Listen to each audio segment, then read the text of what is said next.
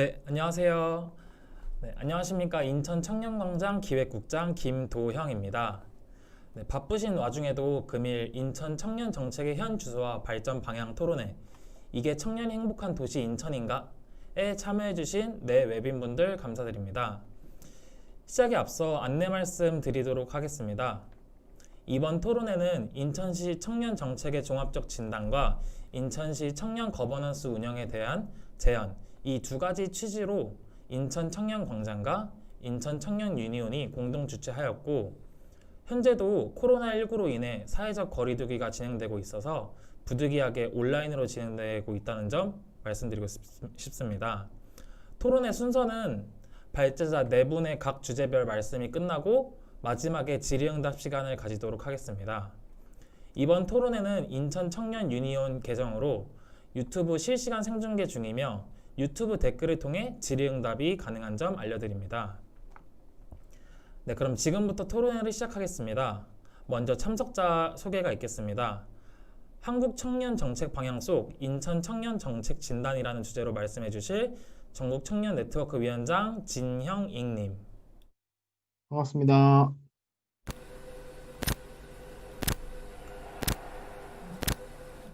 네, 네, 인천시 청년 정책 진단과 활성화 방안이라는 주제로 말씀해 주실 인천 청년광장 대표 이정은님. 네, 안녕하세요. 네, 네, 그다음 청년 노동자를 위한 인천시 청년 정책 진단과 방안이라는 주제로 말씀해 주실 인천 청년 유니온 위원장 김민균님. 네, 반갑습니다. 네, 마지막으로는 인천시 청년 거버넌스 운영 진단과 활성화 방안으로 말씀해 주실 지금은 2기가 진행되고 있는 인천 청년 네트워크 1기 부위원장이셨던 선민진님.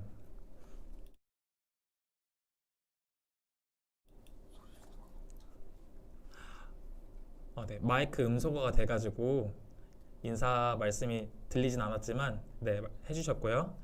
네, 그럼 첫 번째 순서로 한국 청년 정책 방향 속 인천광역시 청년 정책 진단에 대해 발제해 주실 전국 청년 네트워크 위원장 진형익님 모시도록 하겠습니다. 네, 반갑습니다. 안녕하세요. 먼저 제가 화면을 공유를 조금 하도록 하겠습니다.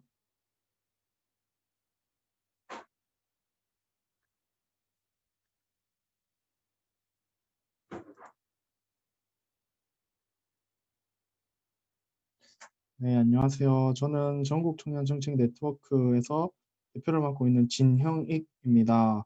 혹시 전청넷에서 들어보셨나요? 저희 전국 청년 정책 네트워크는 그 이행기 과정에 있는 청년들이 조금 겪고 있는 어려운 것들을 같이 해결하는 방법이 무엇일까? 그런 방법을 찾기 위해서 서로 많은 청년 활동가들이 서로 네트워크를 하고 정보도 교환하고 그런 활동을 하고 있습니다. 그리고 단순히 저희들끼리 정보를 교환하는 것을 넘어서 새로운 대안을 찾거나 아니면 제도 개선 정책 이런 것도 지속적으로 하면서 우리 청년들의 삶을 위해서 어떤 방법을 쓸까 이렇게 계속 고민하고 있습니다. 어, 그래서 제가 좀 준비한 것은 한국 청년 정책 방향소 인천 청년 정책 진단인데요. 사실 제가 이 흐름을 제가 제일 마지막 발제로 알고 있었어요.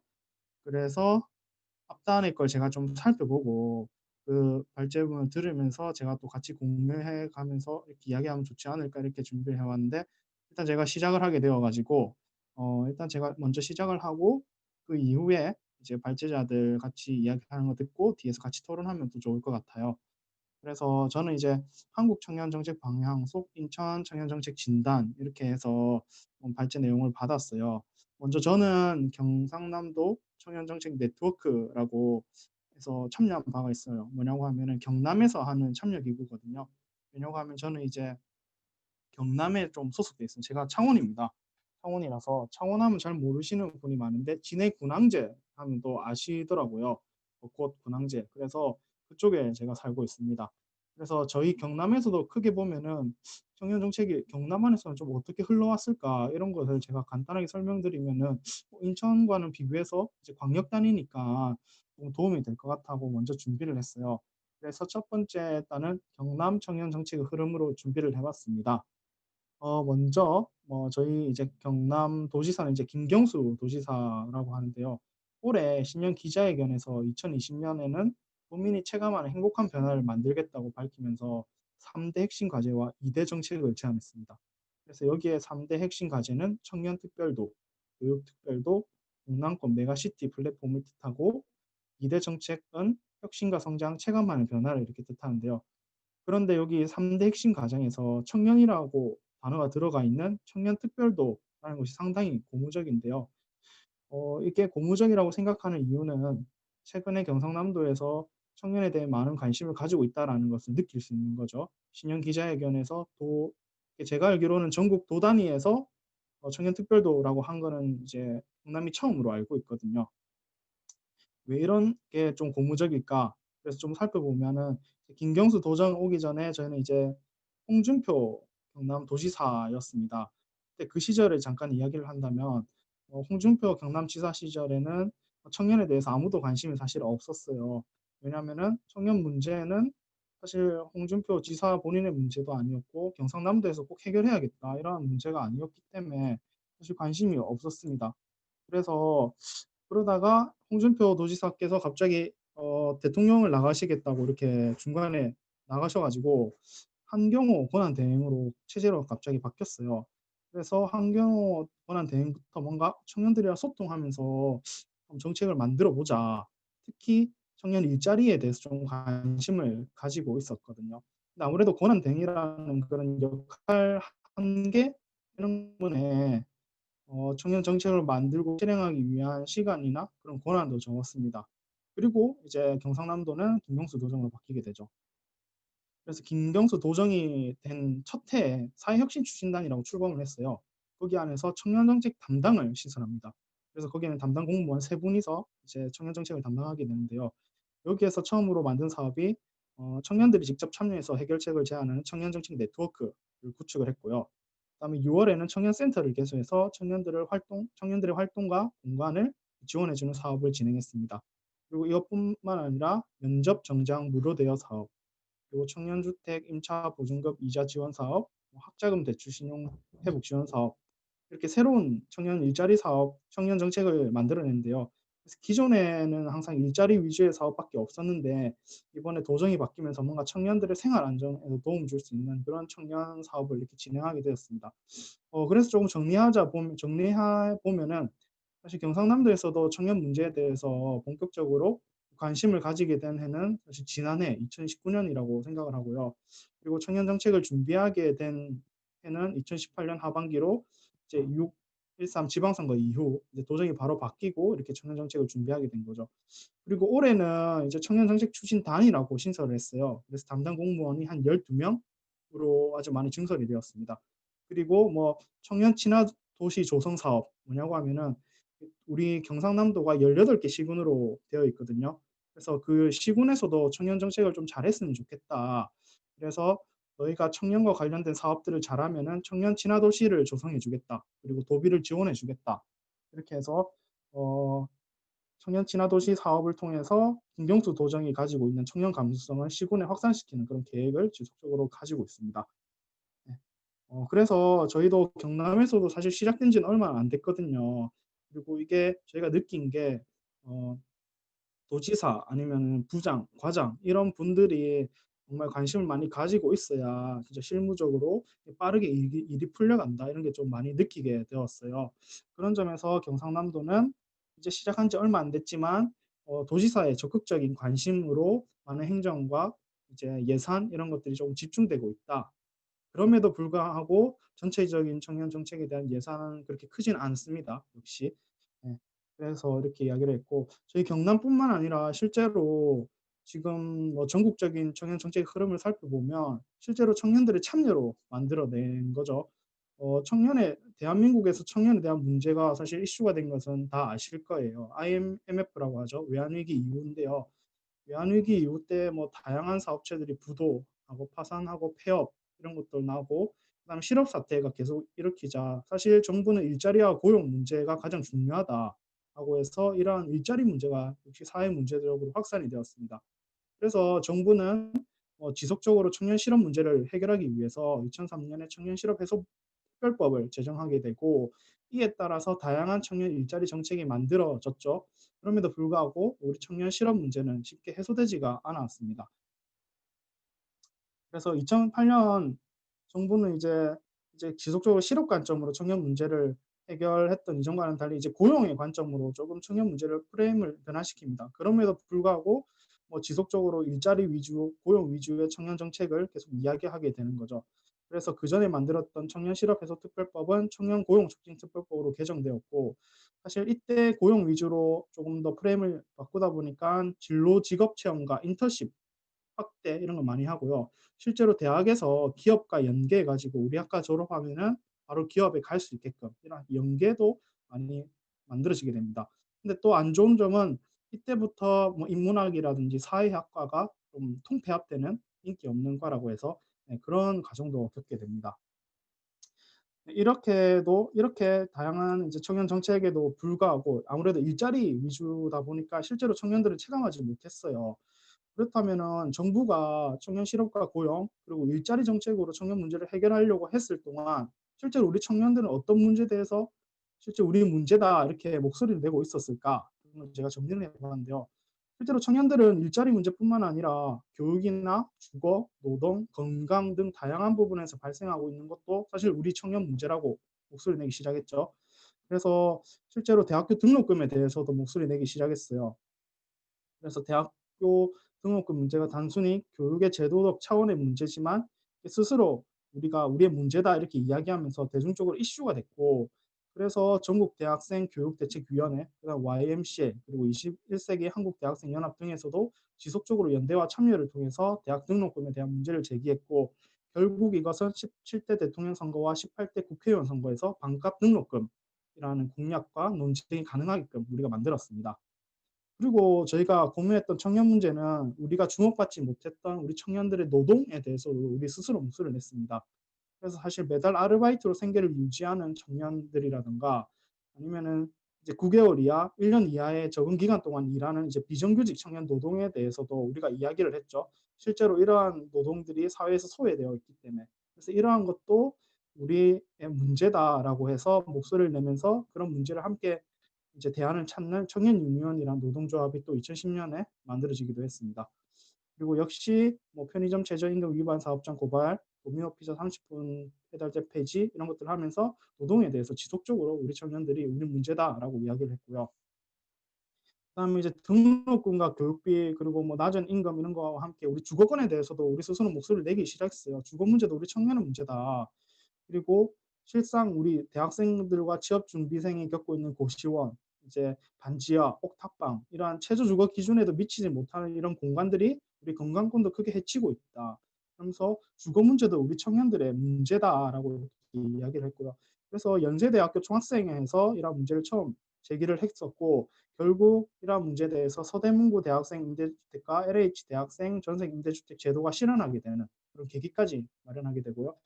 그럼 이러한 분들이 모여가지고 결국 2011년 민달팽이 유니온이라는 청년단체를 만들기도 합니다. 그래서 청년 정책 아니면 정부가 청년 문제를 단순히 일자리 문제로 바라보고 일자리 정책으로 만든 것에 비해 우리 청년들은 취업이나 주거, 학자금, 노동 다양한 부분에서 우리 청년들이 겪고 있는 문제를 청년 문제라고 이야기를 하면서 대안을 찾기 위해 노력을 했죠. 그래서 일자리가 아닌 다양한 부분에서 뭔가 체계적이고 종합적인 청년을 지원하기 위한 정책이 필요했지만 실제로 이거를 지원할 법적 근거가 부족했습니다. 그래서 우리 청년들이 우리가 법적 근거를 스스로 만들어 보자. 그래서 우리 청년들이 또 스스로 만들었고요. 따라서 우리 청년 조례 제정 운동을 청년들이 같이 했습니다. 물론 이제 먼저 앞서 만들어진 청년 유니온이라는 우리 청년 단체를 필두로 진행이 되었고요. 그래서 2014년 10월 청년 기본 조례를 제정하기 위한 민달팽이 유니온과 복지국가 청년 네트워크 간담회를 시작으로 서울특별시와 공청회도 진행했고요. 그래서 결국 이제 2015년 1월 서울시의회에서 최초로 청년 기본 조례를 이렇게 만들게 됩니다. 그래서 전체적인 전국 흐름을 봤을 때도 우리 청년들이 스스로 일자리 문제뿐만 아니라 다양한 문제에 대해서도 우리가 겪고 있는 어려움이다 이렇게 이야기하면서 다양한 청년 문제를 만들어냈고 거기에 필요한 이제 근거가 되는 것들 조례도 우리 청년들이 목소리 내면서 같이 만들어 왔던 거죠. 그리고 이뿐만 아니라 나중에는 저희가 기본법 운동도 같이 하게 되는데요. 그래서 결국 올해 기본법도 이렇게 제정하게 되었습니다. 네. 그래서 저는 이제 참여기구에 대해서 이제 인천에서도 좀 고민하시고 있는 게 있어가지고 전국에 좀 다양한 사례, 그중에 좀 참여기구가 잘 된 사례들은 어떤 것일까 이런 걸 좀 간단하게 준비를 해봤어요.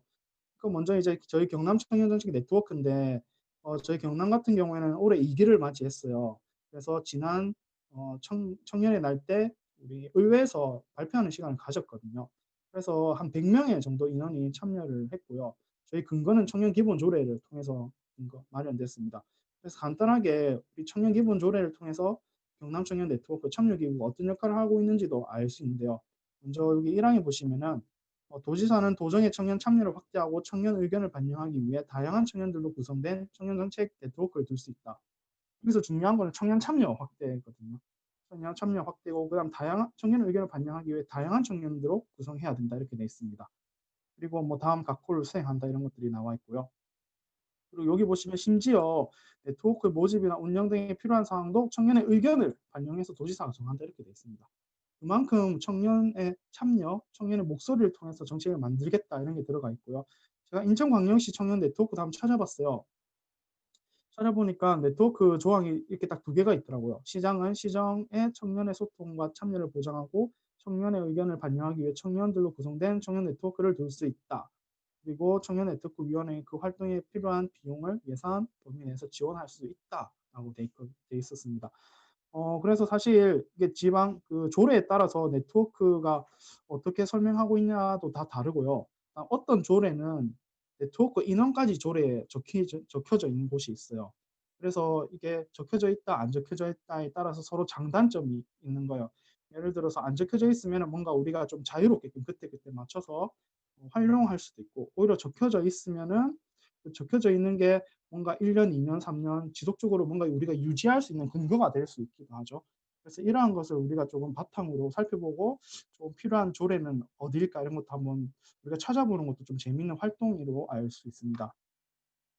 그래서 참여기구가 잘 되기 위해서 고민해야 될 점은 이제 잘 되는 곳을 사례를 조금 준비해 봤어요. 대체적으로 사실 서울 청년 정책 네트워크는 아주 잘 된다고 우리가 이야기를 많이 하잖아요. 그 중에 하나가 이제 다양한 청년들로 구성되어 있는 거죠. 뭐냐면은 여기 보시면은 서울 청년 정책 네트워크는 뭐 1,000명이 넘습니다. 참여하시는 분들이. 그리고 어떠한 면접을 보지 않고 공개 모집을 진행해요. 그러다 보니까 어떠한 다양한 청년들로 구성이 되어 있고 그다음에 소수화되었을 때는 어떠한 특정 단체에 있는 청년들이 들어온다든가 아니면 소수에 있는 청년들만 들어오다 보니까 이게 뭔가 고립되면서 행정에서도 느끼기에도 이게 정말 청년들을 대변할 수 있는 거버넌스 장인가 이런 고민을 하게 되는 거죠. 그래서 최대한 다양한 청년들로 구성하게끔 하면서 우리 청년들이 어 우리 청년들을 대변할 수 있는 뭔가 기구가 되는 것 같다라는 느낌을 줄 수 있기 위해서 다양한 청년들이 할 수 있도록 해야 되고 그다음에 개방성과 폐쇄성 이런 것도 있어요. 어떠한 지역은 폐쇄성 이제 구성 방식에 신청자를 이제 면접도 보고 뭐 서류 면접도 보고 이러한 경향이 있어요.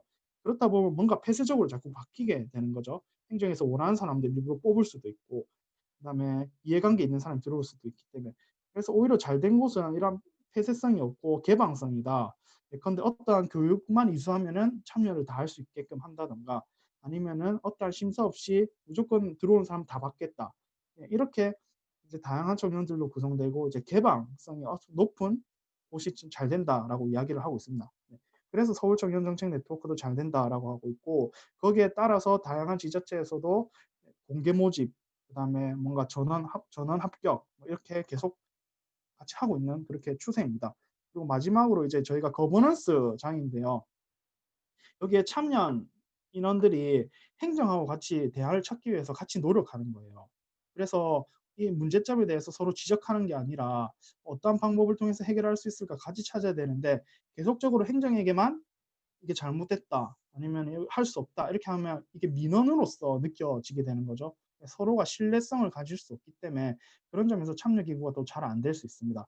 그래서 이제 행정에 대해서도 이해를 하고 행정도 우리 민간에 대해서 이해를 하면서 민원이 아니라 서로 같이 대화를 찾아가는 그런 과정을 좀 생각하면서 이야기하면 좋을 것 같고요. 네. 그래서 좀 제가 이제 인천 말고도 다른 지자체에 돌아보면은 사실 예산이 많이 부족해요. 그리고 참여 기구에 대한 예산이 부족해요. 어떠한 기초단체는 진짜 300만 원이 있는 곳이 있고요. 300만 원으로 1년 동안 사실 돌리기 힘들잖아요. 그래서 공무원들은 하고 싶어 하는데 예산이 없으니까 할 수 없는 곳이 있어요. 그래서 고민은 이 전국 단위의 이제 예산을 공통적으로 지원해 줄 수 있는 뭔가 그런 기금 이런 게 조금 우리가 만드는 게 더 중요하지 않을까. 그래서 서울시 같은 경우는 예산이 많으니까 1,000명을 구성해서 돌릴 수 있는 거죠. 예컨대 다른 지역은 뭐 30명, 100명도 회의비를 5만 원, 10만 원 주기가 힘든 거죠. 그래서 이러한 것도 우리가 조금 살펴보면서 같이 하는 게 중요할 것 같다라는 생각이 들고요. 제가 이제 전체적인 뭐 청년들이 참여함으로써 우리 청년 정책을 만들어 왔다. 그리고 잘된 참여 기구에는 조금 더 개방하고 다양한 청년들로 구성되어 있다 이런 걸 이야기를 했는데요. 그래서 이제 제 발제는 여기서 조금 준비를 해도 될 것 같고 이제 뒷단에 발표하시는 분들의 설명을 듣고 좀 심도 깊은 토론을 같이 하면 좋을 것 같습니다.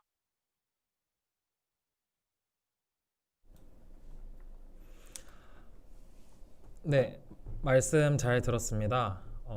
전국 청년 정책에 대해서 많은 이야기를 해주셨고, 청년들이 원하는 노동과 복지, 그다음 주거권, 취업에 대해서 많은 정책들이 있지만 그것들이 실현되기 위해서는 또한 예산이 많이 필요한 건 사실이긴 하죠.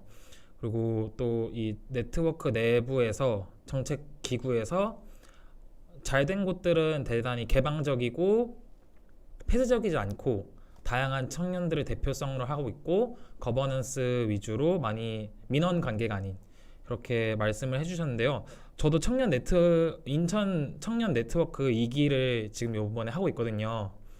네, 저희는 이제 공개 모집이고 심사로 했는데 인원도 되게 적기도 하고 했는데 인천은 그 청년 조례가 가장 마지막으로 진행됐는데 그럼 가장 좋아야 되겠죠? 다른 타 도시들에 비해서.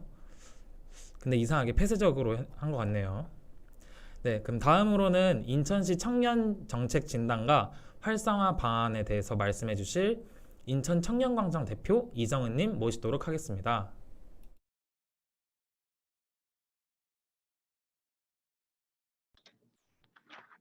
네, 화면 공유해서 제가 줌으로 토론을 처음 해봐가지고 밋밋할 것 같아서 PPT를 좀 준비를 했는데요.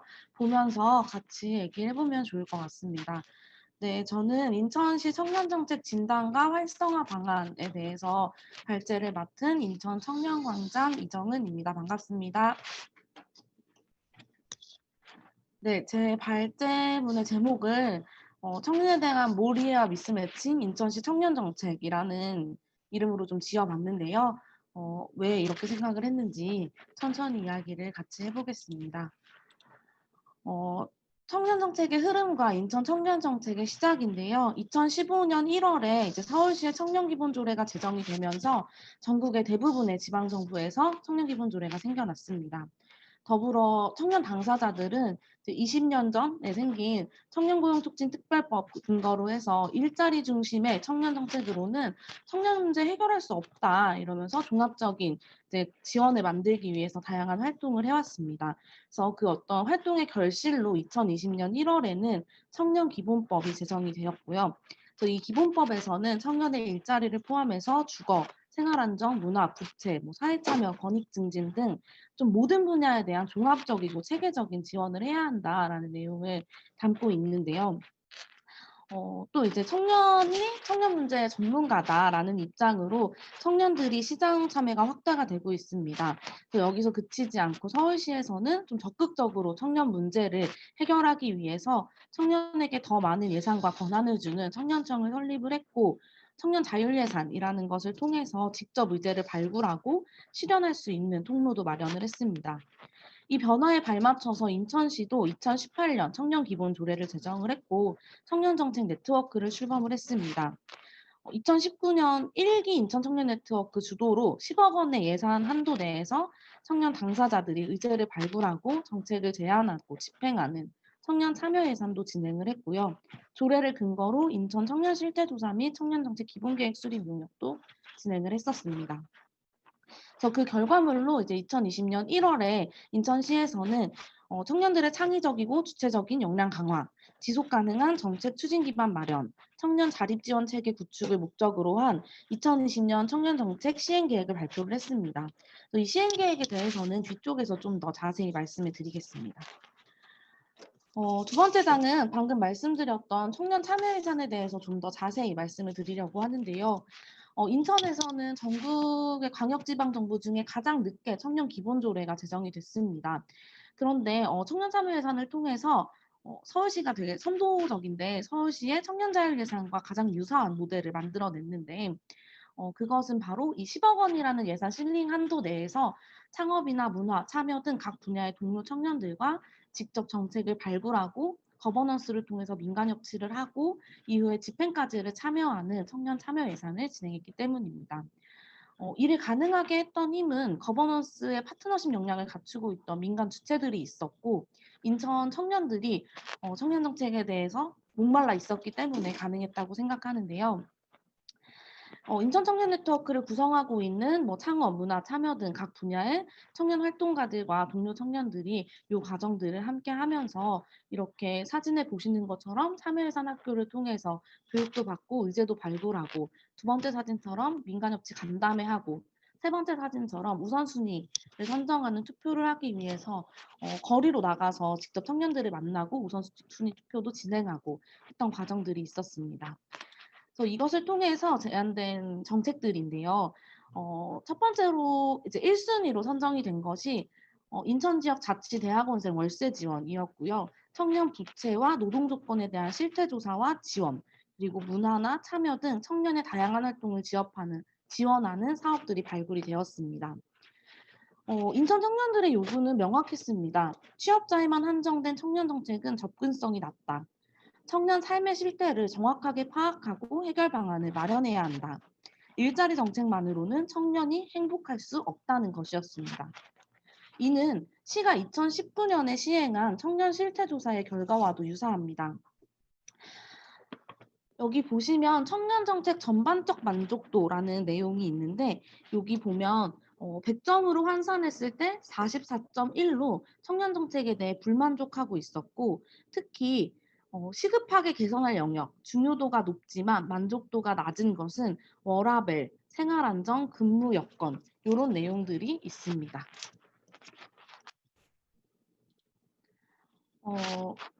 이런 청년들의 요구로 만들어진 참여예산 사업들도 숱한 난항을 겪었는데요. 청년 창업에 대한 의제를 발굴하는 청년 창업 분과의 주된 요구는 청년 창업자에 대한 일관적이고 지속적인 지원이었습니다. 실제로 인천의 청년 창업 정책은 예비 창업자, 초기 창업자, 중장기 창업자로 나뉘어져서 단절적으로 진행이 되고 있는데 이러다 보니까 각 과정마다 일정한 성과를 내면서 스스로의 쓸모를 계속해서 증명해야 하는 것은 초기 자본이 부족한 청년 창업자들에게 쉽지 않은 과정이었습니다. 그래서 인큐베이팅부터 사업화까지 전 과정에 대해서 종합적으로 지원하는 걸 골자로 하는 청년 창업 정책을 제안을 했으나 현재 인천시의 청년 창업 정책 흐름과 맞지 않아서 진행하기 어렵다는 답변을 받았고 사업이 철회되었습니다. 청년이 직접 발굴하고 제안해서 요구를 확인했던 사업들도 마찬가지였는데요. 1순위로 선정됐던 인천 지역 자치대학원생 월세 지원 사업은 시가 기존에 추진하던 사업의 대상자가 졸업자에 한정돼 있고 혹은 취업자에 한정돼 있어서 대학생들이 실질적인 지원을 받기 어려워서 제안된 사업이었습니다. 그러나 시일자리위원회의 심의를 거치면서 사업 대상이 또다시 인천의 재직 청년으로 변경됐고 그마저도 조건이 까다로워서 인원이 미달되기도 했습니다. 2순위로 선정된 인천 지역 청년 부채 생활안정 실태 및 해소 방안 심층 연구는 인천 지역 청년들의 생활안정 지원 정책 마련을 위해서 심층적인 연구를 하자는 것을 그 취지로 합니다. 이것은 2019년에 시행했던 청년 실태조사에 청년의 생활안정에 대한 내용이 없어서 그 한계를 보완하고자 한 이유도 있는데요. 그러나 이 또한 연구용역심의위원회를 거치면서 심층 실태조사가 아니라 인구사회조사의 항목을 추가하는 비예산 사업으로 변경이 되었고요. 그래서 이 방식은 통계 자료를 도출하는 것 정도의 의미가 있지 청년들의 실태를 정확하게 파악하기는 어렵다라고 하면서 취지의 사업이 훼손됐음을 확인했습니다. 이 일련의 과정들을 통해서 청년 실태 조사 그리고 청년 참여 예산을 통해 확인됐던 인천 청년들의 요구와 인천시가 그리는 청년 정책의 방향이 서로 다름을 알 수 있었는데요. 그러면 인천의 청년 정책은 어떤 방향으로 가고 있는지 한번 보겠습니다. 앞에서 말씀드렸던 2020년 인천시 청년정책 시험 계획인데요. 이렇게 보면 뭐 신규 사업이 3개가 있고 기존 사업도 확대 운영하고 사업 예산도 100억 원을 증가시켰고 15개 부서에 40개 사업 680억. 그래서 되게 좀 환영할 만한 변화가 있나라는 희망을 갖고 좀 살펴보게 되는데 정책의 면면을 살펴보면 예상 밖의 모습에 좀 실망스럽게 그지없었습니다. 일단 청년의 시정 참여와 다양한 분야에서의 활동 지원은 찾아보기가 어려웠고 일자리와 출산 장려 정책이 줄을 잇는데요. 문턱이 낮은 청년 복지를 위한 사업과 내용은 거의 전무했습니다. 하나씩 전략마다 좀 살펴보겠습니다. 첫 번째, 자립이라고 써 있고요. 사회 진출 지원 및 취업 촉진입니다. 여기 보시면 밑에 있는 2개만 색깔이 다른데 이 대학생 학자금 대출이자 지원과 기존 주택 매입 임대 사업을 제외한 16개 중에 14개 사업이 전부 일자리 사업이고요. 또 일자리 사업이지만 청년에게 직접 지원하기보다 기업의 인건비나 운영비를 지원하는 형태가 다수입니다. 그리고 청년에게 직접 지원한다 하더라도 소득 기준 적용을 해서 지원을 받을 수 있는 청년은 더욱더 극소수가 되게 됩니다. 두 번째는 동행, 청년 네트워크 참여 확대인데요.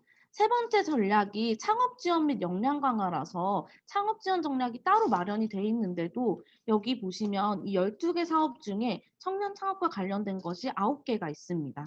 그리고 이것은 83억 중에 71억 원, 85%에 달하는데요.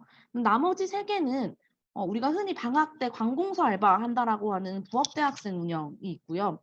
국제기구 청년 인턴십 프로그램 운영 이렇게 돼 있는데 사실상 내용은 국제기구 행사에서 8시간 이상의 통번역을 해도 4만 원의 활동비만 주면서 대학생들의 열정페이를 요구하는 사업이었고 마이스 업체의 인건비를 지원해서 청년 인턴을 고용하는 인천 마이스 업체 청년 인턴십 운영이 있습니다. 근데 제가 이런 사업들을 왜 청년 네트워크 참여 확대로 했을까? 다른 시는 어떻게 하지? 라는 고민이 들어서 좀 찾아봤습니다. 타시도의 청년 네트워크 참여 확대라는 워딩을 쓸 때에는 보통 청년 거버넌스와 청년 활동 지원 사업 혹은 니트 청년 지원 사업 등이 포함되어 있는데요. 청년들이 지역 공동체와 동료 청년들과 관계를 맺고 시정의 권한을 나눠 가지는 방안들이 사업으로 제출됩니다. 그러나 인천시의 청년 네트워크 참여 확대는 12개 사업 모두 사실상 일자리 정책에 불과했고 그래서 인천시가 생각하는 이 청년 네트워크와 참여가 모두 일자리로만 귀결됨을 확인할 수 있었습니다. 세 번째는 도전, 창업 지원 및 역량 강화입니다. 여기 보시면 마이스와 관련한 역량 강화 사업이 3개, 12억 원으로 37.5%에 해당합니다. 청년 문화와 관련된 사업은 청년 문화 창작소 조성 운영 사업 1개가 유일하고 사업 대상이 청년에 한정되지 않는 e스포츠 등 게임 콘텐츠 산업 육성이 포함되어 있습니다. 마지막 4번째는 사회 서비스 제공 및 생활 지원인데요. 여기서 이 5개가 있는데 5개 중에 일자리 관련 사업이 2개가 있고요. 출산과 관련한 사업이 3개가 있습니다. 이 중에 출산과 관련된 정책을 3개를 다 합치면 277억 원으로 전체 힐링 전략의 99.5%에 해당합니다. 인천시가 생각하는 사회 서비스 제공과 생활 지원이 출생, 인구 정책이라고 봐도 무방할 정도입니다. 앞의 결과를 토대로 인천시의 2020 청년 정책을 재분류해 보면 전체 40개 사업 680억 원 중 청년 일자리와 관련한 사업이 31개 사업 264억 원으로 전체의 38.8%에 해당하고요. 출산과 관련한 사업이 3개 사업 277억 원으로 전체의 40.7%에 해당합니다. 청년의 문화, 생활안정, 권리 확대 등과 관련한 사업은 그 나머지인 6개 사업 140억 원에 해당하는데요. 이마저도 기존 주택 매입 임대 사업 117억을 제외하면 23억 원이고 전체 청년 정책 예산 중 3.4%에 불과합니다. 가까이에 있는 서울시와 경기도의 청년들이 시민으로서 당연히 누릴 청년의 권리를 누릴 때 인천의 청년들은 여전히나 일자리를 가지려고 노력하고 있거나 인천에 일자리를 갖고 있거나 혹은 아이를 낳아야만 정책의 혜택을 받을 수 있습니다. 인천의 청년들은 정책 지원에서조차 자신의 존재와 필요성을 끊임없이 증명할 것을 요구받고 있는데요. 인천의 변화에서부터 이 청년 문제 해결이 시작된다라고 결론을 좀 내렸는데요. 청년 정책에 대한 예산의 확대, 다양한 분야로의 사업 확대 등을 요구할 때 난색을 표하는 분들의 첫마디는 도대체 왜 청년한테 지원을 해야 하냐였습니다. 이건 2016년 서울시의 청년 수당이 시작되면서 그 당시 한국 사회의 주요한 논란 중 하나였습니다. 그러나 청년 당사자들의 노력으로 지금 우리 사회는 오늘 청년이 겪는 문제가 내일 모든 세대가 직면할 어려움이 되기에 지금 청년 문제를 해결해야 한다는 일정한 공감대를 형성했습니다. 이를 기반으로 하여 여러 지방정부의 청년 지원 사업도 추진되고 있습니다. 또 하나의 공감대는 우리 사회의 불평등을 해결하지 않고서는 청년 문제 해결이 어렵다는 것이었습니다. 부모 세대의 사회적, 물질적 조건에 따라서 출발선이 달라지는 청년들의 삶은 천편일률적이지 않습니다. 그래서 청년 정책은 보편적인 청년의 상을 찾는 게 아니라 다양한 청년이 가진 다양한 필요를 확인하는 데서 시작해야 합니다.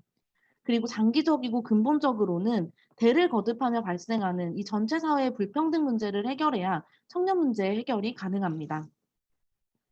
이런 공감대가 형성됐을 때 청년 정책은 비로소 제 역할을 할 수 있는데요. 서울시의 사례를 살펴보겠습니다. 행정에서는 청년 문제 해결은 시정의 주요 과제로 선정하고 청년 당사자들의 목소리가 모일 수 있는 시공간을 지원합니다. 청년들은 열려져 있는 장에서 서로의 삶을 나누고 다양한 처지와 요구에 기반해서 정책을 발굴합니다. 그렇게 발굴된 정책은 민과 간이 머리를 맞대고 실현 가능한 정책으로 만들고 민간의 파트너십이 이를 지원합니다. 또 청년청을 통해서 종합적이고 대대적으로 청년 문제에 대한 서울시 전역의 공감대를 만들고 청년 자율예산을 통해 청년 당사자들의 권한과 참여를 보장합니다. 이러한 과정이 있었기 때문에 1인 가구, 청년수당, 기후위기, 청년의 건강 문제, 인권과 다양성 등 다양한 의제들이 서울시 청년정책에 등장할 수 있었습니다. 서울시 사례에 비춰서 우리 인천에 필요한 건 무엇일까 생각해 보았습니다. 인천의 청년정책은 인천 청년들의 요구에 기반하고 있지 않고 심지어는 청년의 삶 전반을 지원한다는 청년기본법과 인천의 청년기본조례의 방향을 역행합니다. 인천의 청년정책 예산의 90%가 일자리와 출산 장려 정책인 이유는 청년에 대한 행정의 몰이해에서 비롯되었다고 생각하는데요. 청년이 겪는 지금의 문제가 앞으로 모든 이들의 어려움이 되지 않도록 일자리를 넘어 다양한 분야에서의 지원을 강구하고 행정의 필요에 따라서 무대로 불러내는 청년이 아니라 스스로 자신의 삶을 꾸릴 수 있는 청년이 될 수 있도록 지원해야 합니다. 청년은 스스로의 필요와 가난을 증명하는 시혜적인 존재가 아니라 인간다운 삶을 누릴 수 있는 시민으로서 존재함 그 자체로 인정받아야 합니다. 따라서 우리 인천의 청년 문제 해결을 위해서 가장 필요한 1순위는 청년에 대한 행정의 이해일 것입니다. 인천시 청년정책의 비전은 행복한 청년, 변화하는 인천입니다. 행복한 청년은 쫓기는 삶에서 벗어나 내 옆에 있는 동료 청년들과 내가 발 딛고 있는 지역사회에 대해서 고민을 함께 할 수 있을 때 가능합니다. 그러기 위해서 청년의 삶을 이해하겠다는 열린 마음으로 더 많은 대화의 장을 여는 일에, 더 많은 청년을 지원하기 위한 방법을 강구하는 일에 적극적으로 나서는 변화하는 인천이 필수적으로 선행돼야 할 것입니다. 네, 이상 발제를 마치겠습니다. 감사합니다.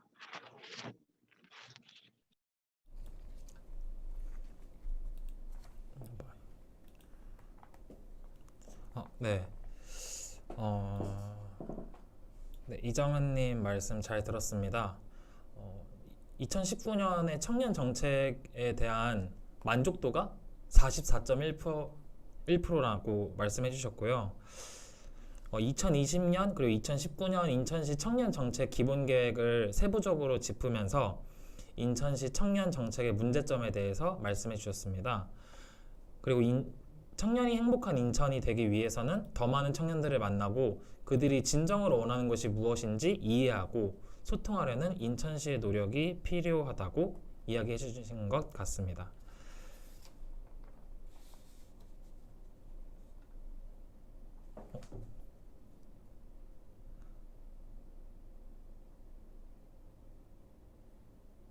이게 잠시 끊겨가지고 송출상에 문제가 있어가지고 지금 해결된 것 같습니다. 네, 마지막이 아니라 다음으로는 청년 노동자를 위한 인천시 청년 정책 진단과 방안으로 말씀해 주실 인천 청년 유니언 위원장 김민균님 말씀 들어보도록 하겠습니다.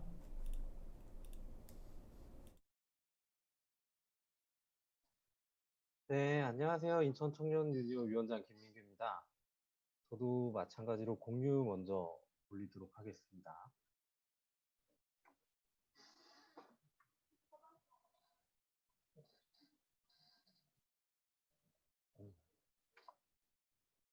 저는 제목을 인천 청년의 또 다른 이름 취업률이라고 적어봤는데요. 앞에서 말했던 것처럼 인천시의 청년 사업 목표는 자립, 동행, 도전, 힐링, 각각 취업, 청년 네트워크, 창업, 사회 서비스로 되어 있는데 인천시 청년 예산 중에 실제로 출산이랑 일자리를 제외하면 거의 없었고요. 그 출산을 제외한 나머지 금액들은 거의 일자리나 창업 사업이었던 것 같습니다. 그럼 인천이 가장 신경 쓴 것이 딴 게 아니라 바로 인천 일자리 정책인 것 같고요. 이걸 다시 올려놓겠습니다. 네, 일자리 정책인 것 같고요. 그럼 인천시가 가장 관심 있어하는 청년 일자리 정책이 어떠한지 한번 살펴보고자 합니다. 인천시의 주요 일자리를 살펴보면 각종 공단들과 부평 GM공장, 인천국제공항, 송도산업단지가 대표적인데 인천공단, 송도산업단지 이렇게 다양하게 분포가 되어 있는데요. 9월 14일 날 서울시의 6개 광역시 구인구직 사이트를 정리해 봤습니다. 이날 올라온 걸 다 한번 들어가 보고 정리를 해봤는데 알바몬 비율이 일단 인천이 가장 높았고요. 거의 대부분 나머지 주요 6개 광역시와 서울시 중에 가장 높은 비율을 가지고 있었습니다. 그 인쿠르트나 사람인 같은 경우에는 취업에도 많이 사용하는 구인구직 사이트고요. 그에 비해서 알바몬이 이렇게 높다는 거는 단순 비교한다고 하더라도 인천에 아르바이트가 아닌 일자리가 적다는 걸 의미합니다. 일단 자세하게 들어보면 인크루트에 등록된 인천 지역 채용 정보 2,708개 중에 비정규 아르바이트 혹은 방문 판매, 투잡 요게 한 1,700건 정도 되더라고요. 이걸 제외하면 실제로 제대로 된 일자리는 984개 정도이고요. 사람인도 마찬가지로 제대로 된 일자리는 한 900개 정도로 나오는 것 같습니다. 그에 비해서 알바본에 등록된 아르바이트는 10,000건이 넘는 수준이었고요. 인천시의 취업률을 항상 그 인천시가 청년들과 소통하고 대화할 때 이야기를 합니다. 그 거의 뭐 탑이라고 자랑처럼 이제 얘기를 하게 되는데 이것을 항상 청년들과 소통하거나 청년 정책에 관한 이야기를 할 때 강조를 하고 있습니다. 그렇다면 청년 취업률이 높아가면 올라가면 청년들이 과연 행복할까라는 고민이 들었는데요. 2018년 말에 고용노동부에서 실시한 사업체 노동력 조사를 보면 평균 임금이 전국 평균보다 인천시가 훨씬 낮았고요. 그리고 이 그림은 중부지방고용노동청에서 관리하는 곳의 임금 체불액 현황입니다. 그중에 중부청, 바로 인천시가 포함된 곳이 가장 임금 체불액이 높았고요. 그리고 저희가 상시 노동 상담을 진행하고 있는데 보통 공단 노동자분들이 많이 신청을 하시고요. 신청한 내용을 들어보면 대다수가 아주 기본적인 내용입니다. 바로 주휴수당 미지급 건이 압도적으로 많았고요.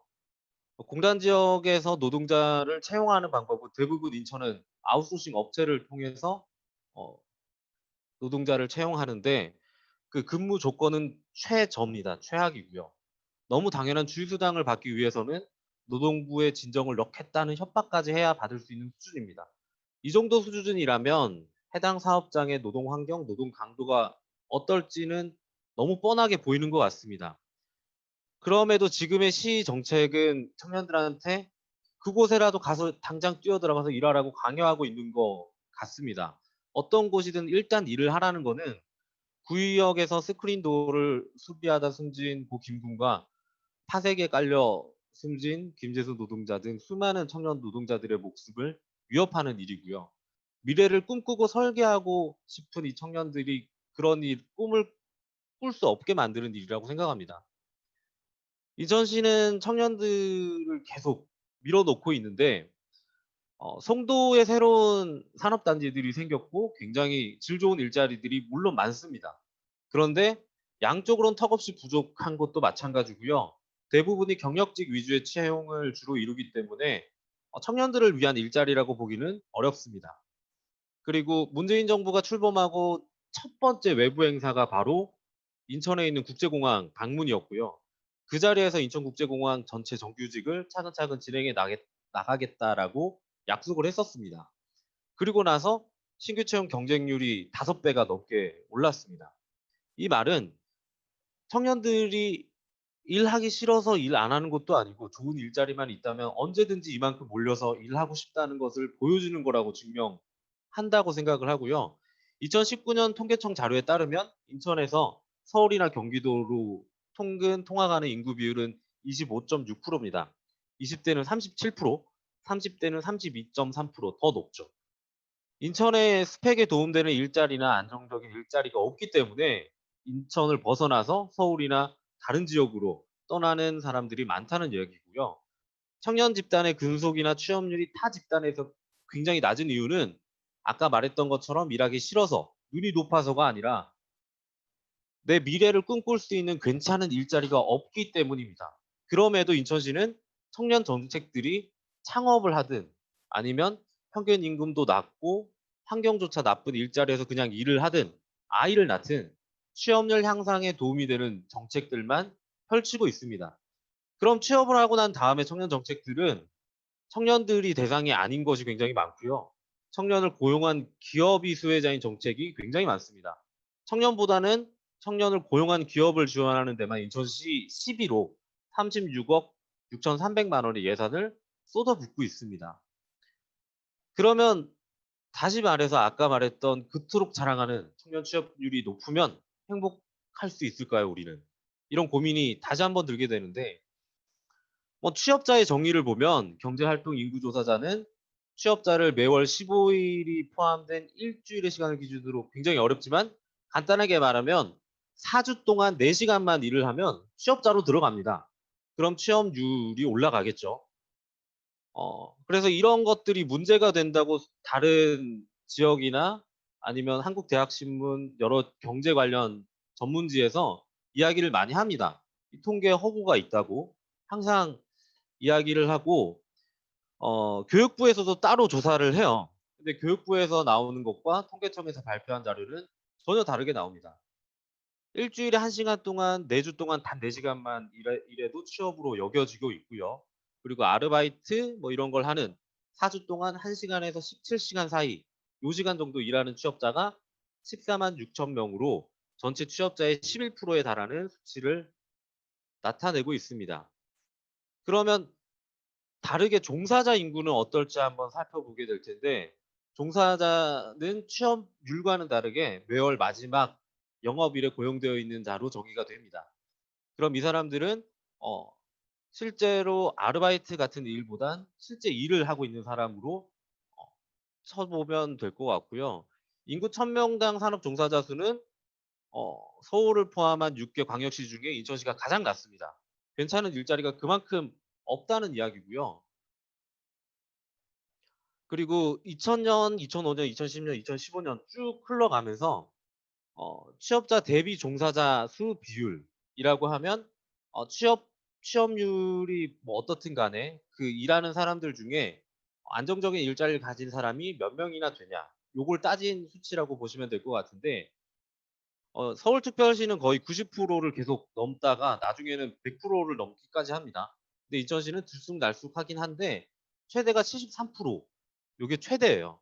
그럼 나머지 20%가 넘는 일자리들은 다 안정적인 일자리라기보다는 아르바이트나 파트타임, 프리랜서 요렇게 보시면 될 것 같고요.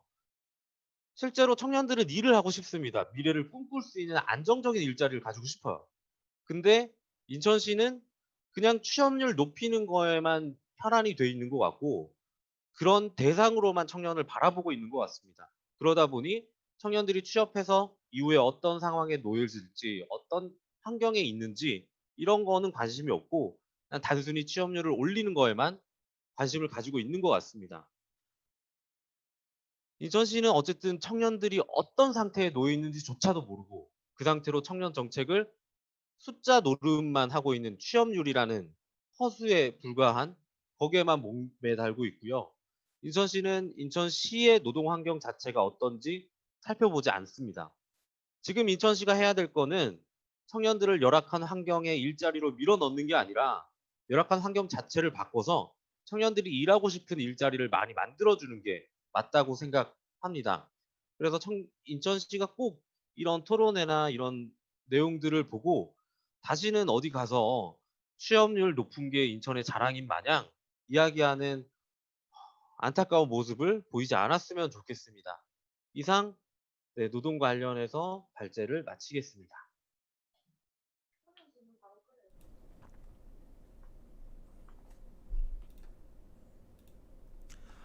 네, 김민규 위원장님 말씀 잘 들었습니다. 네, 청년이 원하는 것은 일자리를 많이 만드는 것이 아닌 노동에 대한 환경을 먼저 변화해야 된다. 이렇게 말씀해 주신 것 같습니다. 네. 마지막으로는 인천시 청년 거버넌스 운영 진단과 활성화 방안이라는 주제로 인천 청년 네트워크 1기 부위원장이셨던 선민진님 말씀 들어보도록 하겠습니다. 네, 안녕하세요. 잘 들리시나요? 네, 그럼 먼저 화면 공유해서 화면으로 같이 이야기를 해보도록 하겠습니다. 제가 마지막 순서여가지고 좀 긴 시간 동안 그래도 10명이 분이 시청을 해주시고 있는 것 같은데요. 네, 같이 끝까지 가면 좋겠습니다. 저는 1기 인천 청년 네트워크 활동을 통해서 이 청년 거버넌스에 대해서 운영 진단하고 또 활성화 방안을 이야기하는 것까지 이야기를 하려고 합니다. 그래서 제목은 인천 청년 거버넌스의 2년의 실험과 도전이라고 지어봤습니다. 먼저 인천 청년 네트워크 1기에 대한 설명을 좀 해보려고 하고요. 그리고 두 번째로는 이제 4가지 차원에서의 인천 청년 거버넌스를 활성화하기 위한 방안을 얘기하고 마무리 발언으로 마치도록 하겠습니다. 1기 인천 청년 네트워크는 아시다시피 2018년 2월에 인천시 청년기본조례가 제정되고 나서 4월에 1기 인천 청년 네트워크가 발족이 됐습니다. 인천시가 이제 청년들의 의견을 수렴하고 청년 정책 모니터링 같은 청년 정책을 발굴하고 또 청년 정책 추진 과정에 청년들의 참여를 보장하고 다양한 의견들을 시정에 반영을 하겠다. 그래서 청년 공감 행정을 실현을 하겠다라고 하는 추진 방향을 가지고 공개 모집을 진행을 했습니다. 그래서 인천의 청년 30명이 지원을 위촉이 됐고 임기 2년으로 시작을 했습니다. 그래서 위원장, 부위원장, 간사를 선출을 하고 위원들은 문화활성화, 고용확대, 참여 및 권리, 생활안정 4개 분과로 각자 선택을 해서 분과장을 선출하고 분과 모임을 진행을 했습니다. 첫 해 시작이었었던 2018년은 이 인천 청년 거버넌스가 시작되는 해였는데요. 당시에는 어쨌든 인천 지역의 청년의 인구라든지 청년의 삶의 모습 같은 기본적인 실태 조사나 현황 파악 정도도 되어 있지 않은 상황이었어요.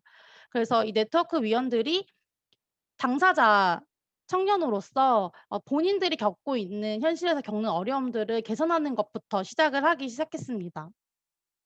그래서 2018년에 약 1년간의 활동을 통해서 기본적인 정책들을 만들어냈고요. 그래서 12월 활동보고회에서 청년 취업 지원 정책 통합 확대 운영, 또 만 24세 이하 청년의 생활과 시간을 지원하는 지역 복지 카드, 또 인천의 문화 공간을 조사하고 인천 지역의 청년 문화 인식을 조사하는 것들을 제안을 했습니다.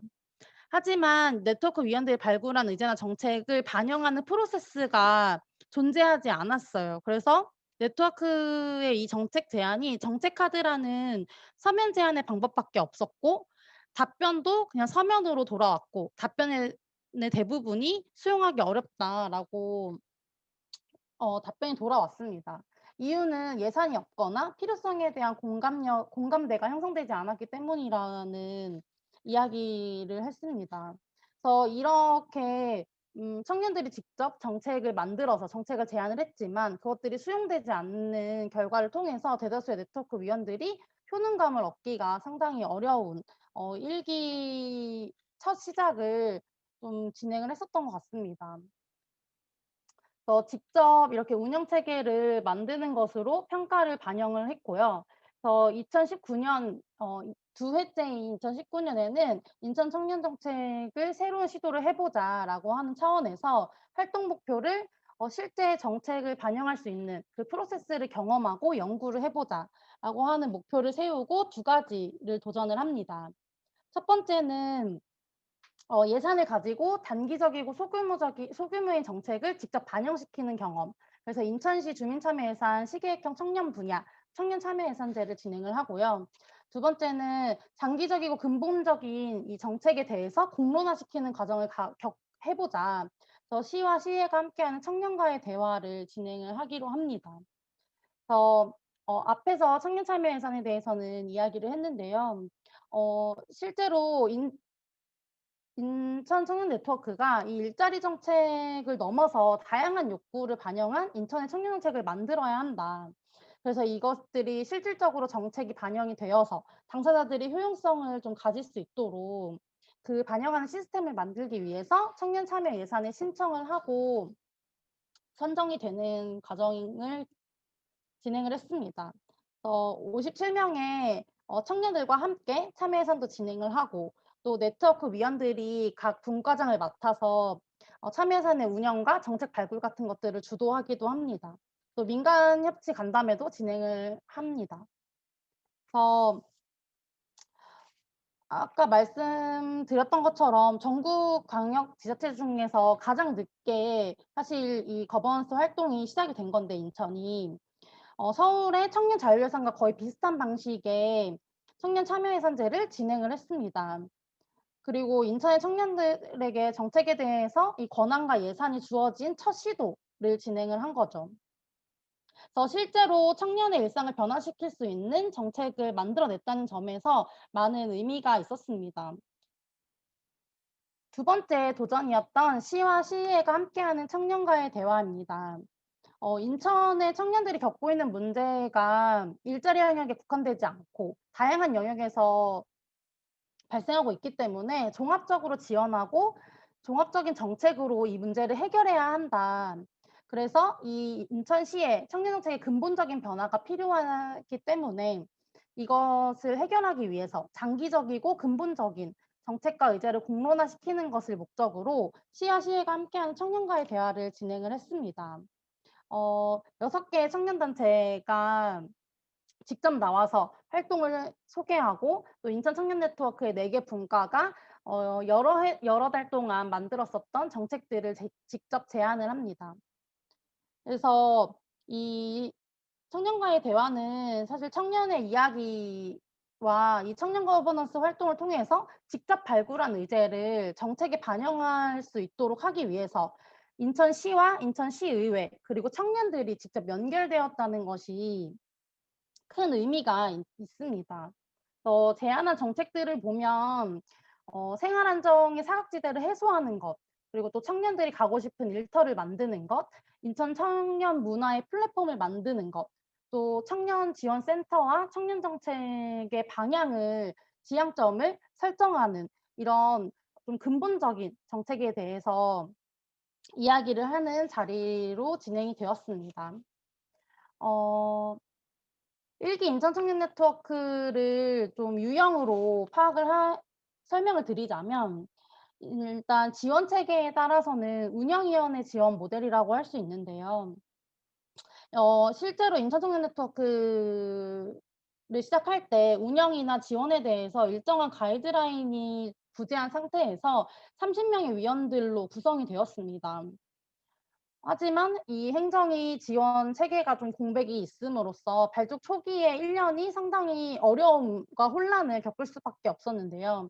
그래서 이 전체 위원들이 이 과정을 평가해서 뭐 위원장과 부위원장 또 간사로 이루어진 기획위원회를 만들고 또 분과위원장과 함께하는 운영위를 만들고 또 분과회의와 전체회의의 역할을 결정하는 등 자체적인 체계와 역할을 정하고 그래서 위원들이 이것을 바탕으로 좀 열심히 활동을 하고 공백을 메우는 과정이 있었습니다.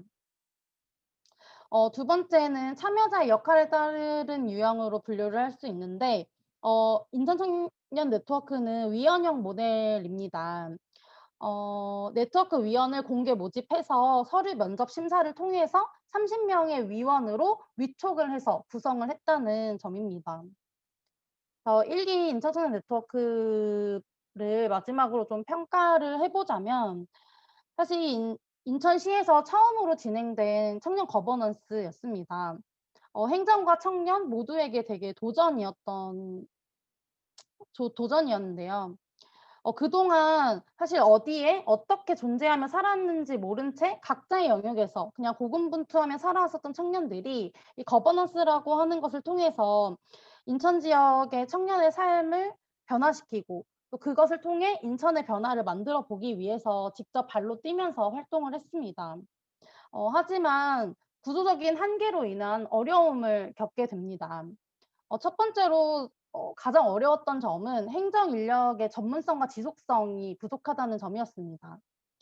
행정은 청년 네트워크의 위원들에게 자율성을 맡기겠다라고 하는 지원의 방향을 정했지만 실제로는 행정의 절차나 방식에 맞지 않는다는 이유로 네트워크의 활동을 통제하고 제한하는 경우가 발생을 했고 네트워크 위원들의 요구에 반응하지 않거나 또 청년의 입장에서 소통을 하지 않는 경우가 많았습니다. 그때 그냥 위원을 결과 보고서 작성에 필요한 분과별 모임의 횟수나 뭐 행사에 참여 인원으로만 위원들을 대하는 느낌이 들 때가 많았고 또 시에서 진행하는 청년과 관련된 행사에 위원들이 의미 있게 참여할 수 있도록 하는 것이 아니라 그냥 회의비 수당이 있으니까 다가가 있으니까 여기에 참여하라는 태도로 그런 모습을 보여주기도 했습니다. 사실 청년들은 자신의 삶에서 발생한 문제를 실질적인 정책으로 만들어서 반영을 시킨 그 경험이 적기 때문에 이 과정에 대한 교육이나 다양한 정책적 지원이 필요했습니다. 또 서로 다른 영역에서 살아왔던 개인이 모여서 논의를 하는 거기 때문에 이 논의 구조를 운영하는 것에도 많은 노동이 필요했죠. 그런데 이런 체계가 구축되어 있지 않음으로써 네트워크 위원들은 사소한 것부터 직접 해나가야 했고 또 행정상의 이유로 여러 차례 담당 주무관이 교체가 되고 또 그때마다 이 네트워크 업무에 대한 이해나 이전에 협의했던 사항에 대한 이해가 없어서 이러한 상황을 반복적으로 설명해야 하는 그래서 행정과의 신뢰를 쌓는 것에 많이 어려움이 발생을 했습니다. 또 두 번째는 이번 1기 인천 청년 네트워크의 마무리 과정에서 발생한 문제입니다. 올해 코로나 상황으로 인해서 활동을 지속하기가 어려운 상황에서 임기가 끝나게 되었었는데 이 1기를 잘 마무리하고 이 마무리 과정을 진행을 했어야 되는데 이것을 유예를 하다가 그냥 2기 인천 청년 네트워크 모집이 그냥 바로 진행이 되는 일이 발생을 했습니다. 1기 인천 청년 네트워크가 그동안 쌓았던 경험 그리고 또 느꼈었던 평가들을 전달할 수 있는 소통 창구가 없는 상황에서 그냥 2기가 모집이 되고 구성이 된 상황이었는데요. 그래서 2기 인천 청년 네트워크가 1기의 그런 평가들을 뒤로하고 그냥 인원 50명 공모 방식 그리고 서면 심사 방식으로 진행이 되고 4명의 1기 위원들이 적은 인원인데 2기 네트워크 위원으로 지원을 했지만 이 중에 2명만 선정이 되는 과정이 있었습니다. 인천 청년 네트워크 1기를 운영하면서 거버넌스의 성패를 가르는 게 청년들의 목소리가 정책과 제도에 얼마나 반영되었느냐에 있다라고 하는 것을 알게 되었던 것 같습니다.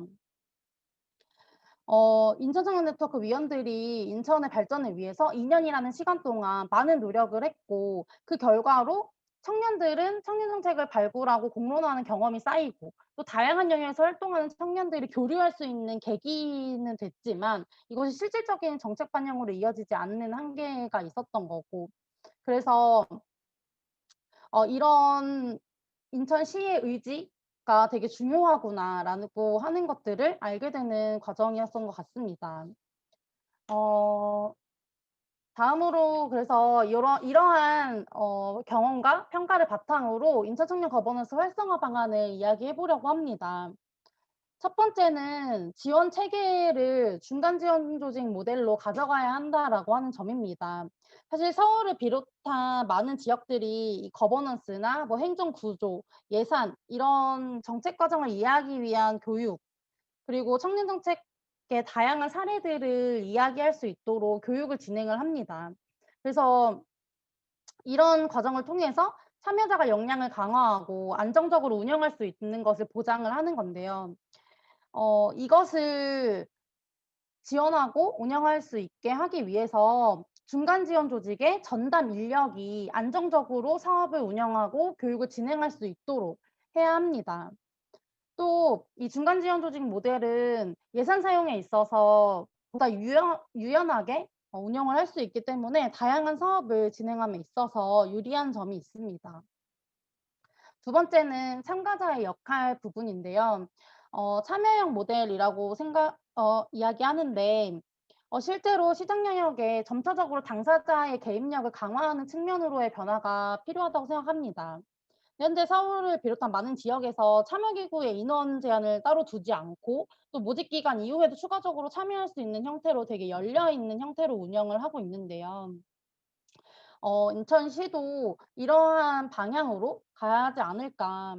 또 안정적으로 운영 체계를 행정이 만들어 놓고 이곳에 당사자가 언제든지 와서 청년 정책을 발굴하고 모니터링하는 활동을 적극적으로 할 수 있도록 이 안정적인 체계를 만들어야 한다. 그래서 청년의 문제는 청년이 가장 잘 알고 해결할 수 있다라고 하는 신뢰를 가지고 운영을 해야 된다고 생각합니다.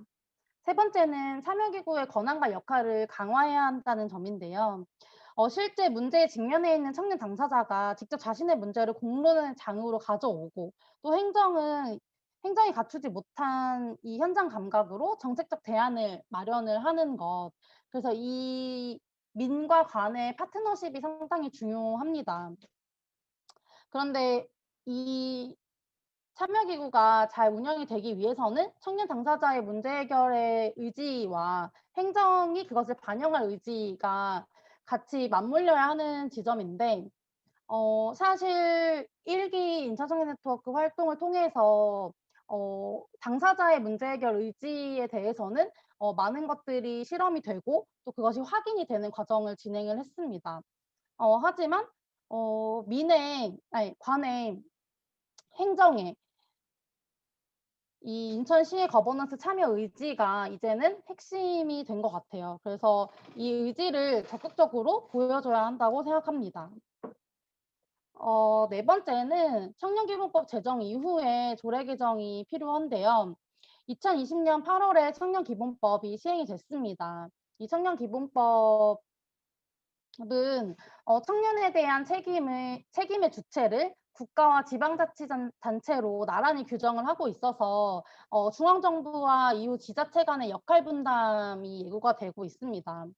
그래서 청년기본법이 제정이 됨으로써 청년정책이 체계적으로 추진할 수 있는 것이 가능해졌고 또 시행 지역이나 시행 기관마다 기존에는 상이하게 진행되던 정책들이 일관성 있게 진행을 할 수 있게 되었습니다. 그래서 이러한 목적에 맞도록 지역의 청년정책 간의 원활한 연계를 위해서 인천의 조례가 일부 개정해야 합니다.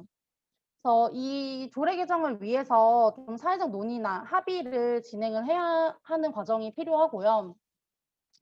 또 청년기본법에서 의무사항으로 규정하고 있는 것들을 또 이 청년기본 조례를 개정을 하는 것을 통해서 의무화를 시키는 것도 필요합니다. 그래서 세부 규정이 구체적일수록 지역 간의 격차를 줄일 수 있고 또 그럼으로써 법에 명시되어 있는 다양한 정책들이 균등하게 집행이 될 수 있습니다. 그래서 인천시는 중앙정부 청년정책 방향을 각 구와 연계하고 또 효과적으로 정책 전달이 이루어지도록 해야 합니다. 네, 마지막으로 마무리를 하면서 이야기를 하고 마치려고 하는데요. 거버넌스의 주요 목표 중 하나가 스스로 조직화하기 어려운 시민들, 그러니까 이해 당사자들에게 공적 자원으로 시간과 공간, 재정을 제공함으로써 개인으로 존재하고 있었던 시민들을 모으고 자발적으로 문제 해결에 나서는 과정을 보장하는 것입니다. 그럼으로써 시민들 사이의 신뢰를 형성하고 정책 과정에서의 효능감을 높여 나가는 것이 주요 목표라고 할 수 있습니다. 이것을 제도화할 수 있도록 하는 것이 청년 거버넌스에서의 핵심이라고 할 수 있는데요. 이 청년 거버넌스의 핵심이 청년활동 생태계를 활성화하는 것이라고 생각합니다. 행정과 함께 이것을 끌고 갈 청년 단체, 민이 필요합니다. 청년 거버넌스 사례의 선진 사례라고도 이야기하는 서울시 같은 경우에 청년 당사자들의 조직 주체가 이미 형성되어 있었고 그런 상황에서 전문가나 비영리 단체 같은 민간 부문 역량이 마련되어 있는 상태에서 정책이 출발을 했습니다.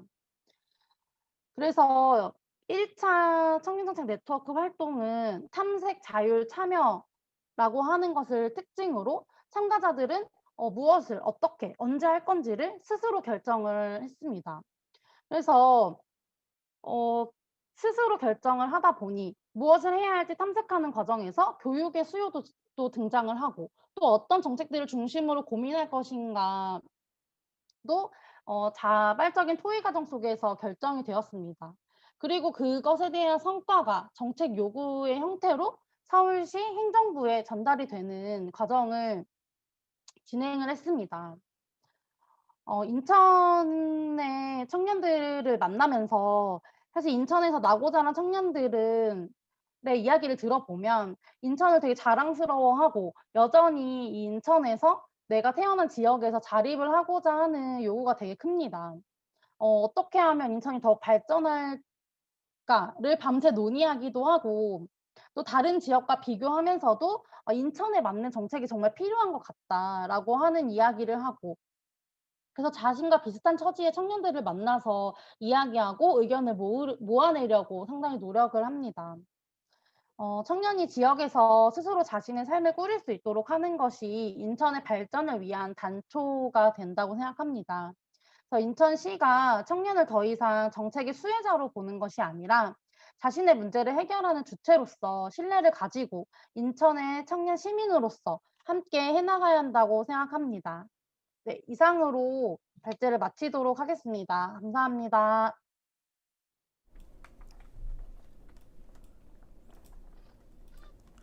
네, 이렇게 마지막 분까지 말씀을 잘 들었습니다. 선민지님께서는 이제 인천 청년 네트워크 1기 활동을 통한 평가와 인천 청년 거버넌스 활성화 방안 4가지까지 이야기해 주셨는데요.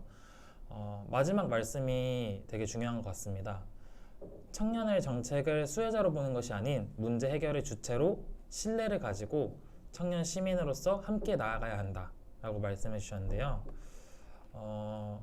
인천시 청년 정책의 종합적 진단과 인천시 청년 거버넌스 운영에 대해서 많은 의견과 방안 이렇게 다 4분의 말씀을 잘 들었습니다. 질의응답 시간을 좀 가져볼까 하는데요. 네. 질문들을 아까 맨 처음에 말씀드렸던 것처럼 댓글로 올려주시면 될 것 같습니다. 아직 박수 치시는 분들도 있고 대답도 엄청 잘해주시는 분들도 있고 한데 아주 잠깐 시간 동안 질문을 받는 시간을 가지고 만약에 없다면은 이렇게 해볼까 합니다.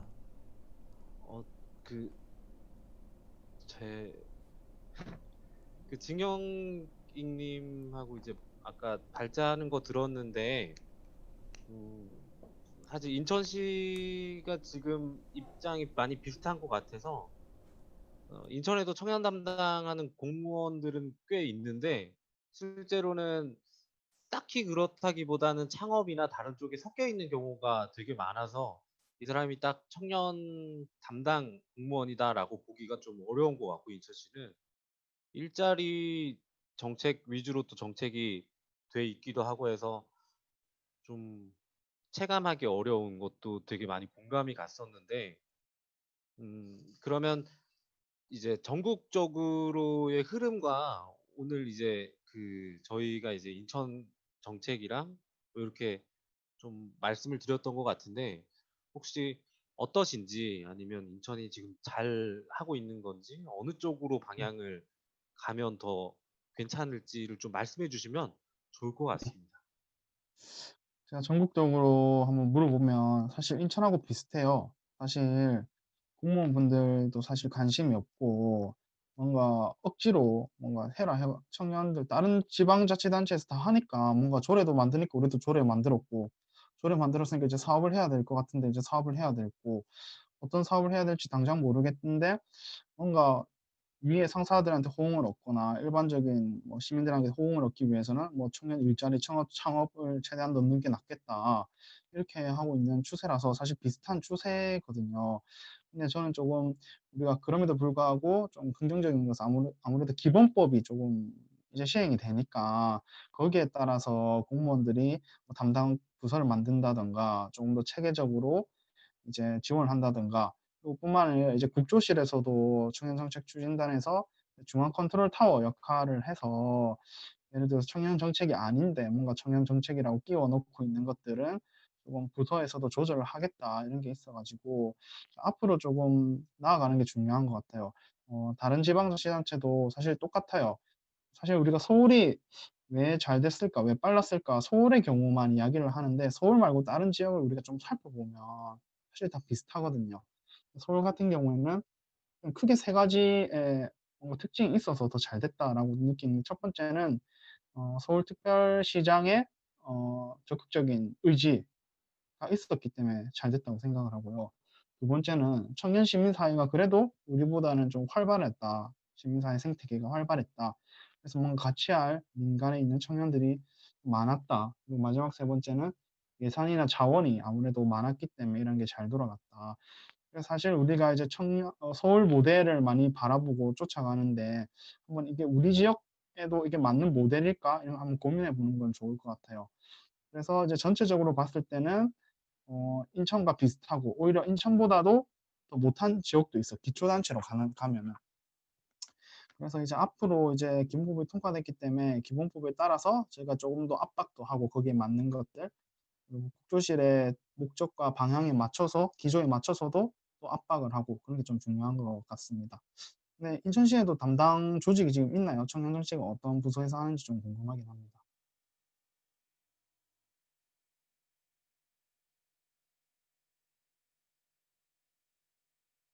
그래서 담당 부서가 먼저 생기는 게 좋은 것 같아요. 네, 저희 일자리경제본부 이제 산하에 청년정책과가 있고 그 안에 네. 이제 팀이 있는 형태로 이루어져 있고요. 근데 여기에 뭐 청년 창업 지원팀이나 청년 활동 지원팀, 청년 정책 지원팀 뭐 이렇게가 운영되고 있어요.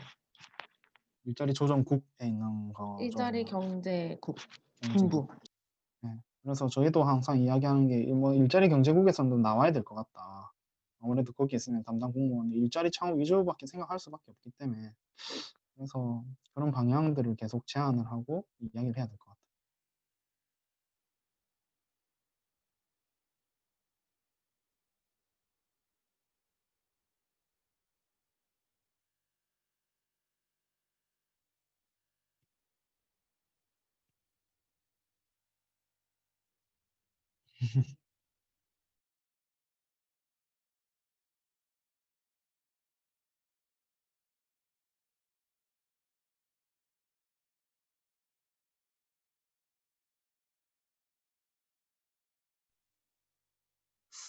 그 저희가 그 뭐지? 참여기구에서 우리가 정책 제안했던 게 실제로 받아들여지면 실효성도 느끼고 좋잖아요. 서울시 같은 경우에도 1회차 때 참여 제안한 거에 대해서 수용률이 제로였어요. 0%. 예. 그런 사례도 있었고요. 사실 뭐 다른 지자체에도 그런 힘든 경험이 있기 때문에 그래서 너무 단기적으로만 우리 바라보고 가는 것보다 일단 되고 안 되고를 떠나서 우리 청년들이 생각하고는 있는 게 이거다. 이러한 문제다. 이렇게 계속 이야기하면서 설득시켜 나가는 것도 중요하다고 생각합니다.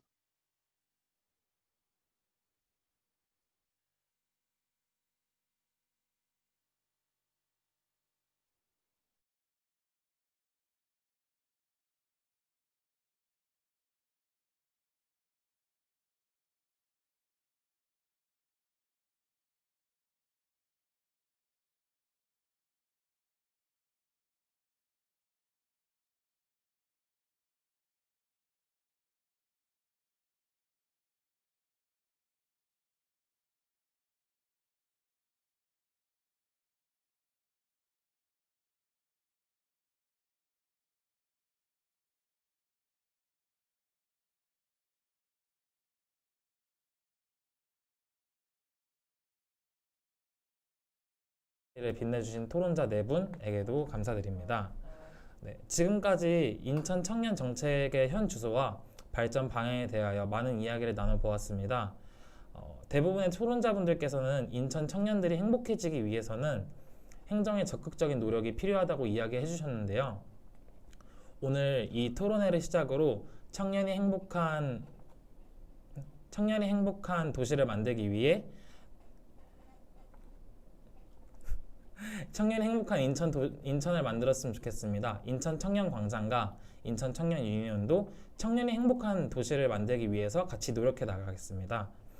이상으로 인천 청년 정책의 현 주소와 발전 방향에 대해 토론회를 마치겠습니다. 끝까지 같이 해주신 분들 모두 감사드립니다.